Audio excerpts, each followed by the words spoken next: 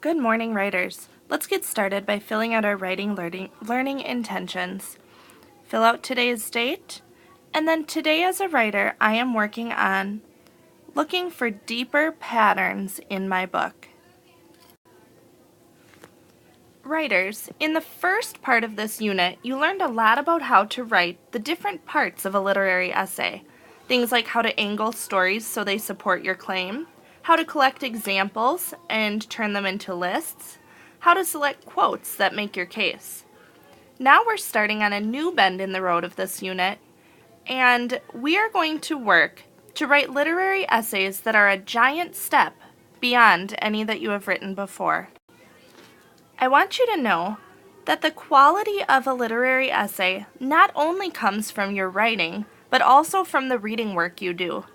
The strongest literary essays have insightful ideas about the text.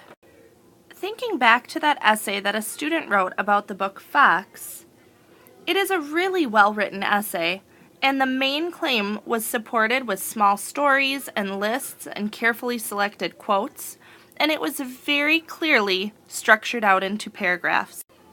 The best way to strengthen this essay would be to do more careful reading work. The author's thesis was "Dog is a good friend" or "Dog is a caring friend." And this is a perfectly okay thesis, but it's not really the idea that stops people in their tracks and makes them say, wow. So today and tomorrow, I'm going to show you some ways to really lift the level of your thinking about texts. And I'm going to help you develop more complicated ideas. To do this, we need to start looking for deeper patterns, ones that we may not immediately see, but after really digging deep, we might figure out more about. So to think about the patterns that underlie the story in Fox, we need to think, what keeps happening a lot? And not just thinking about specific characters and focusing on dog, fox, or magpie, but thinking about how this story is about people or friends. So you might want to also think about, what do the friends in this story keep doing? To figure out the patterns, with Fox, I like to start by thinking back and recalling the plot of the story and the actual events that happened in order, to see maybe what keeps happening. So let's see, first, I remember that Dog saves Magpie. Then, Magpie refuses Dog's help and wants to be left alone. Then, Magpie allows Dog to help her fly. After that, Fox comes. And then Magpie is scared of Fox at first, but then goes off with him, abandoning Dog. And then finally, Fox abandons Magpie. What issues or events or feelings keep happening over and over again? Turn and talk to your partner about what you're thinking. One thing we might have noticed is that there's a lot of friends rejecting each other in this book. Magpie at first tries to reject Dog when she's hurt, and then she really rejects him when she goes off with Fox. And she's not the only one who does that rejecting. Fox rejects her too. So maybe you could say that this book is about friends rejecting each other, while other friends remain true. So, like we know, Magpie and Fox are rejecting, but Dog, no matter what, accepts them all. So maybe a theme could be, or a pattern could be, some friends keep on rejecting each other and other friends are true blue.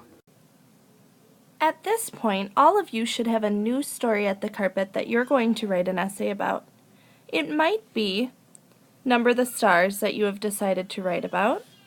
It might be one of your historical fiction books.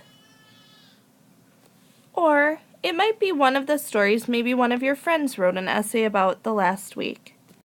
Whatever it is that you brought, I want you to think about a pattern you see in the text, about something that keeps happening a lot.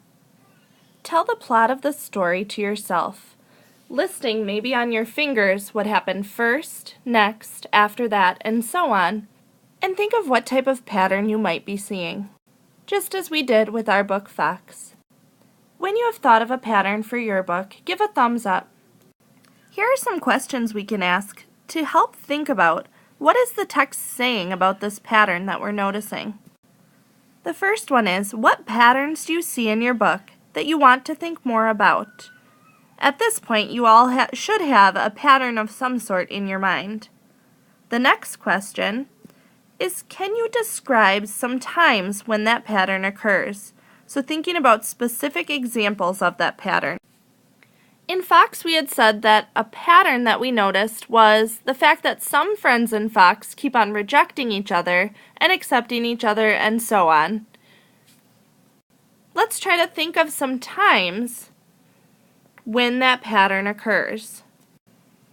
Well, we know that Dog accepted Magpie at first when he took her in, and Magpie at first rejected Dog and didn't want his help, but then later accepted him and flew on his back every day through the different seasons.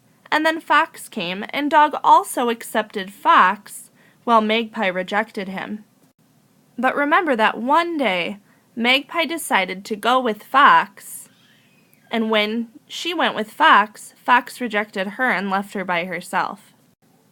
So another question we can think to ourselves is, what do you think the author is saying about the pattern? Well, in this case, maybe this story is saying that some people are always looking for better friends and always giving up on one friendship to try another one. That would be a thought I would want to make sure I jot down in my binder so I didn't forget that. The last question we might ask ourselves is, can you say more? So when thinking about that, I might also write down that it could be that the author is saying that if you are always making and rejecting friends, that can end up being a hard way to live your life because you might end up feeling alone, just as Magpie did in the end of the story. So right now, to get us started with writing about our thinking, I want you to open up your binder. On a new page, write the title of the book or story that you will be working on right now, and jot down what pattern you had in your head. Give a thumbs up when you have that done. I want you to remember that when we write literary essays that are a giant step ahead of what we've written so far, it helps to really focus on our reading and think deeply about the text. As you go off today to do this work, you're going to be doing a lot of writing in your binders about what patterns you're noticing in your book. You're going to ask yourself about that pattern. Well, first, what patterns do you see in your book? Then, can you describe some times when that pattern reoccurs? What do you think the author is saying about that pattern? And can you say more? When you think you've written all that you can about that one pattern you were thinking about just now, move on to something else you noticed in your book and take lots of good notes about that. Today should be a day of really good note-taking. Make it a great writing day.